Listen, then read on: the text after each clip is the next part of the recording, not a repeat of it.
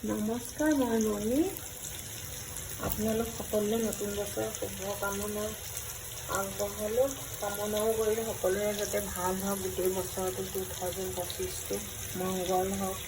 মন্দিৰত গৈ ৰাতিপুৱা সকলোৰে আমি পূজাও কৰিলোঁ, ঘৰখনৰ হেৰি আহোঁতে আকৌ কোমোৰা আৰু আলু কিনি আনিলোঁ। সেয়ে আজি বোলে অসমৰ ষ্টাইলত কোমোৰাই মাছে সেই কোমোৰাই মাছে বনালোঁ। বোলে সাগৰৰ মাছবোৰ আপোনাৰ এই টেঙা বা জ্বলাৰে বনালে ভাল নালাগে, খাই বুলি কোৱাৰ কাৰণে মই ছোৱালীৰ কাৰণে ফ্ৰাই কৰিছোঁ।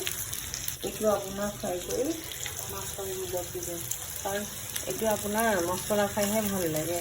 মই ৰেচিপিবোৰ দি থাকোঁ, আপোনালোকে প্ৰায়ে চাই থাকে। নাৰিকলৰ গুড়ি, নৰসিংহ, তেতেলী এনেকৈ দি পেলাই বনাব লাগে আৰু এইটো ফ্ৰাই ভাল লাগে।